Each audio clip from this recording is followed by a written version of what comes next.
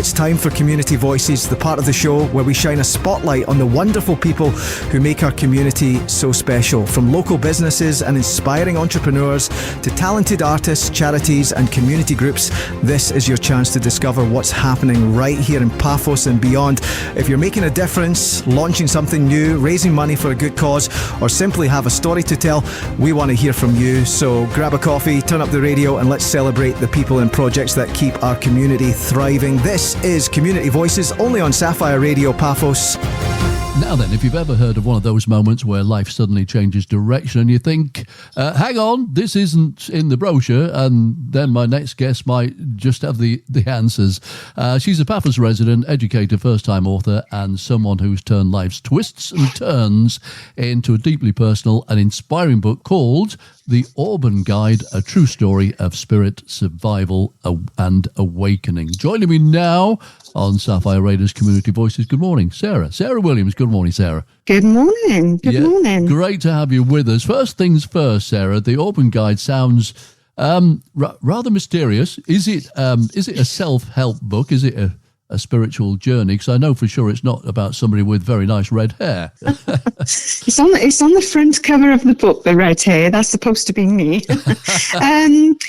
So basically what it is it's a two-part book, and the first half is following my journey and all my ups and downs in life, and then the second part is a self-help for anybody who's going through difficulties in their own life.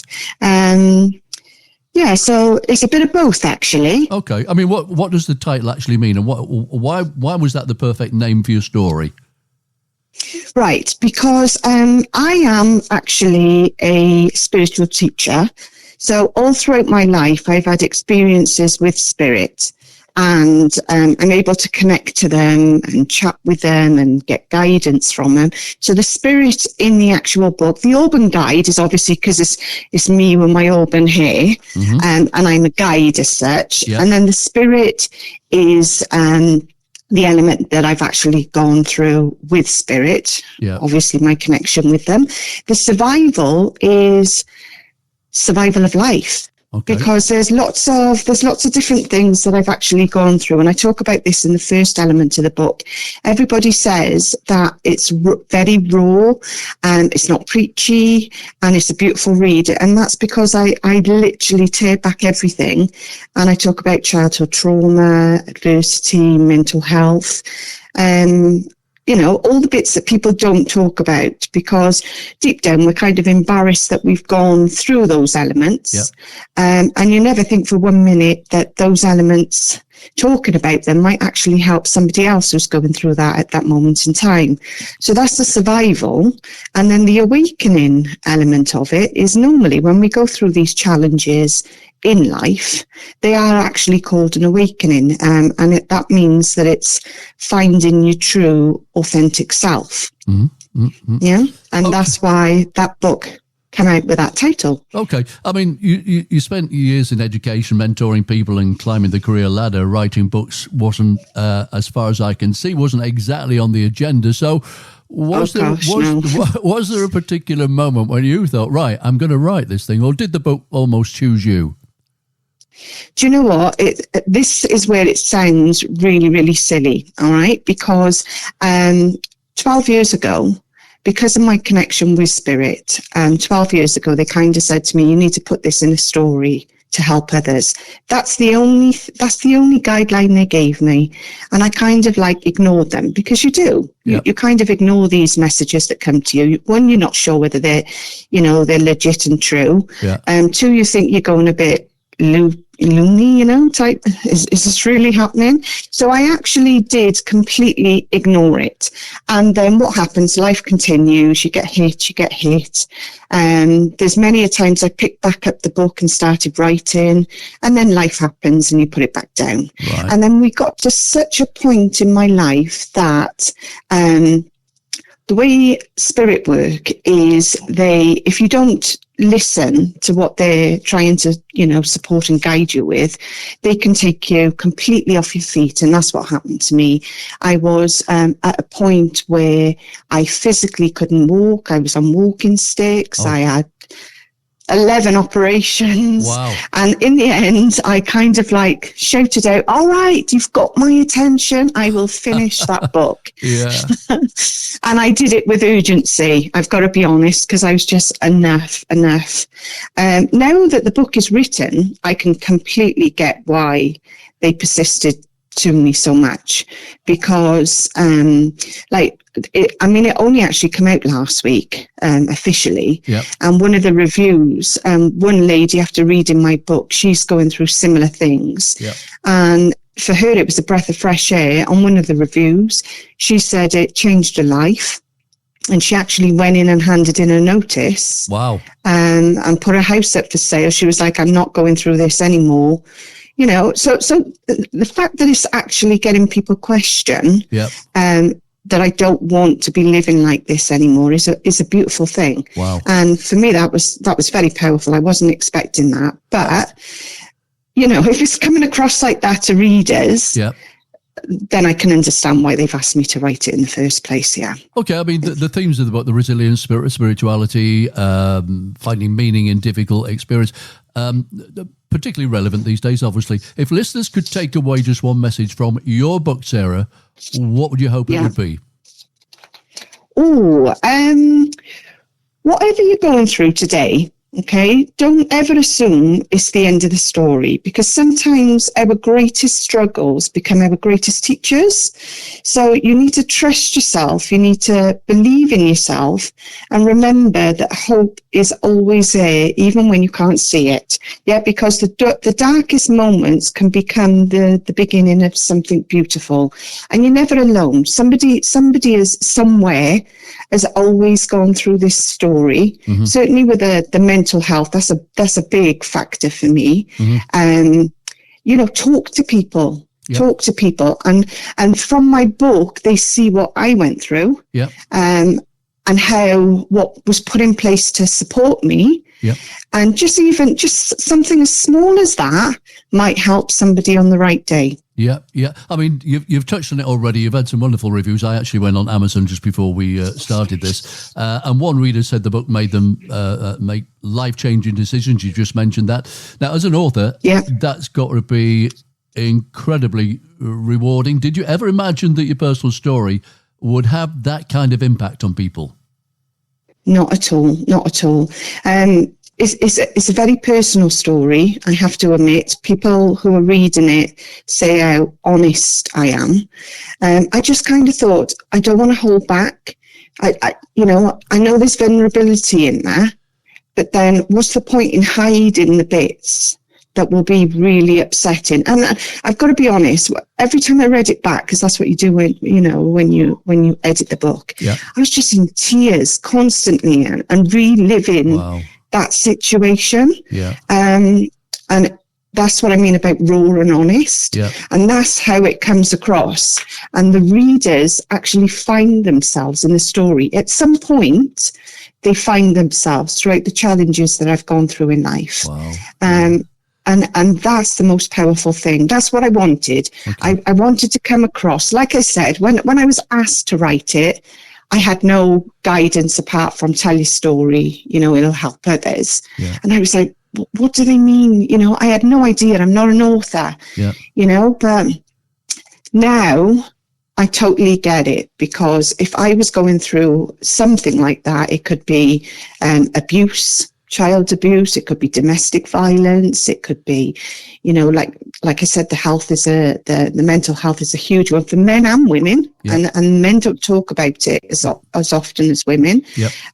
Just for them just to pick up the book and see themselves in that book and think, oh my God, I'm not on my own. And then there's all that, like the part 2 is like the self-help element of it all. Do you know what I mean? So because it's a spiritual element to it, there's meditations which get you to meet your guides so that you can get some guidance from them.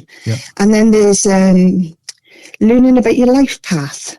So not many people know about their life path, but from your date of birth, the digits are all added up.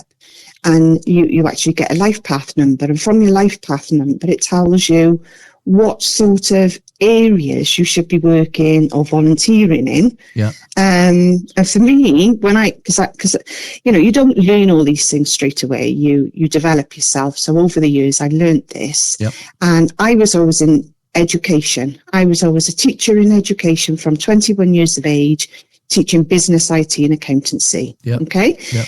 I did that for 20 years. Now I'm teaching mediumship along those lines. So I'm still teaching, and through the book, I'm still teaching. Yep. So my actual life path number is number 6, which is all about teaching.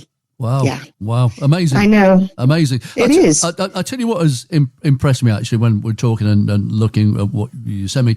You didn't just write the book, you edited it, you marketed it, you built the website, and you even produced the audiobook. Now, be honest, were there moments when you thought, I should have just taken up gardening instead, something like that? I love gardening. I'm kind of like, because of the operations, I have a disability that prevents me from, some days I'm fine, other days, I can't walk.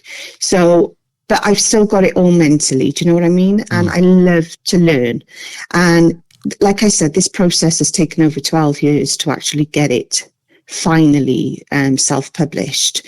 And what happens in the publishing world, unless you're a said celebrity or you've got millions of followers, these traditional publishers they won't touch you. Yeah, because you're not a name and they can't guarantee whether your work would be sold.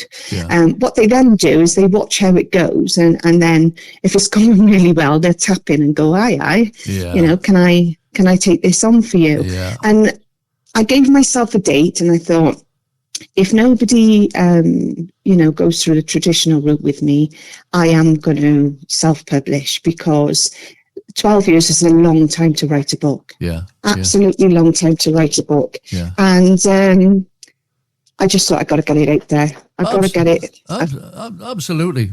Fully understood. Yeah. I mean, you're based here in Paphos. Did living in Cyprus help inspire the book in any way? I mean, is there something about this island that seems to encourage people to slow down and reflect on life? Yes, definitely. And for me, coming over here is a change of life, isn't it? You're on that wheel at home where you kind of work to live, and over here you live. Yeah. Even if you work all week, you've got the weekend and you can pop down to the beach, and suddenly you feel you're on holiday. So it's an amazing time to write. And I'm surprised how many authors actually live on the island, because a lot of people have reached out to me, and there's so many authors on the island. So it must be an inspirational place for those type of authors to want to write. Yes. So, but I was kind of like on my journey on my own. Yeah. Because, the moment you talk about spirit, it's not for everybody, Yeah. But it's about the messages that go along with it, the support that goes along with it. Yeah. And somebody, whoever is really interested in the book, will see themselves in the story. And that is the most powerful thing that I can say about it, really. Okay. Okay. I mean, to round off, Sarah, if listeners right now, perhaps going through a difficult time, wondering what comes next, what would you say to them? Just be strong. Just have faith in yourself, because when we go through an awakenings, we are thrown all this rubbish in life, because they're lessons to be learned. They call it the Earth School. And they're all lessons to be learned, and you will get stronger and stronger. And you look back at that point and suddenly it's irrelevant. Right. You can't even remember going through it. Yep. At the time, your life changes, especially with like the mental health side of things. You'll have breakdowns. You'll see whether life is worth continuing. But then 20 years on, you just think, oh, it wasn't that bad, because life's beautiful now. So you've got to be resilient and you've got to continue. Absolutely. And you've got to continue to grow. Absolutely right, yeah. All right, well, Sarah, it's been an absolute pleasure chatting on this subject. The book is called the Auburn Guide, A True Story of Spirit Survival and Awakening, written by our very own Papa's author, Sarah Williams. Sarah, where can people get hold of the book and find out more about you?